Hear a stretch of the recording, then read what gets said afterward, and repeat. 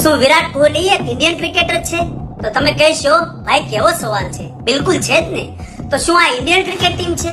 અને હવે તમે કહેશો શું ફાલતુ વાત કરે છે, ઇન્ડિયન ક્રિકેટ ટીમ તો છે નહીં તો શું ઝિમ્બાબ્વેની ટીમ લાગે છે?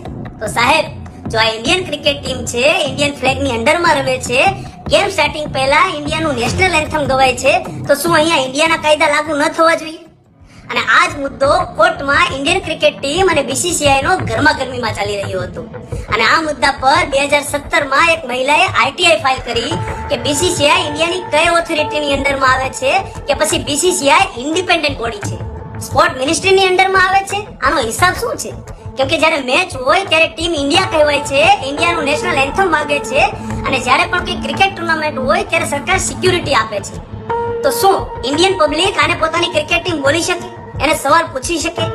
શું એ આરટીઆઈ એટલે કે રાઇટ ટુ ઇન્ફોર્મેશન એક્ટના અંડરમાં આવે છે? તો જવાબ મળે છે નહીં, નો. કારણ કે BCCI is not a public authority, મતલબ સરકારની નથી, તો એ આરટીઆઈ ની અંડરમાં નથી આવતી. અને ડિસેટિસ્ફાઈડ થઈને આપણે ગીતારાની સીઆઈસી ચીફ ઇન્ફોર્મેશન કમિશનરને અપીલ કરે છે, અને જેમાં સીઆઈસી પણ માને છે કે હા, આ પબ્લિક ઓથોરિટી છે, એટલે કે પબ્લિક ઇન્ફોર્મેશન ઓફિસર અપોઇન્ટ થવા જોઈએ. પણ અહીં વળી રિપ્લાય આવે છે કે નહીં ભાઈ, બીસીસીઆઈ પબ્લિક ઓથોરિટી નથી, અને એટલે એ આરટીઆઈ ની અંદર નથી આવતી, એ પ્રાઇવેટ બોડી છે. અને હવે તમે પૂછશો કે શું ફરક પડવાનો છે, પબ્લિક છે કે પ્રાઇવેટ છે? આરટીઆઈ શા માટે જોઈએ ભાઈ? કેમ કે દેશના દરેક નાગરિકને ખબર જ છે કે બીસીસીઆઈ પાસે 18 રૂપિયા છે. અને આ મેટર એટલા માટે કરે છે કે જો તમે માની લીધું કે બીસીસીઆઈ સરકારી છે, તો પૈસા જે બીસીસીઆઈ પાસે આવે છે તે સરકારી પૈસા થઈ ગયા.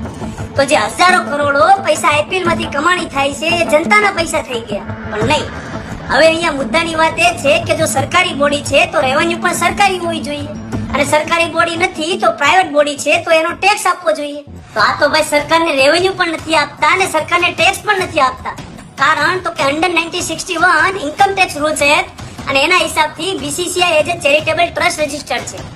હા, આજે લાખો રૂપિયા પર બોલ ની ઇન્ડસ્ટ્રી છે, હજારો કરોડનું આઈપીએલ માં ઇન્વેસ્ટ થઈ રહ્યું છે, આ બધું ચેરિટેબલ ટ્રસ્ટના નામ પર થઈ રહ્યું છે.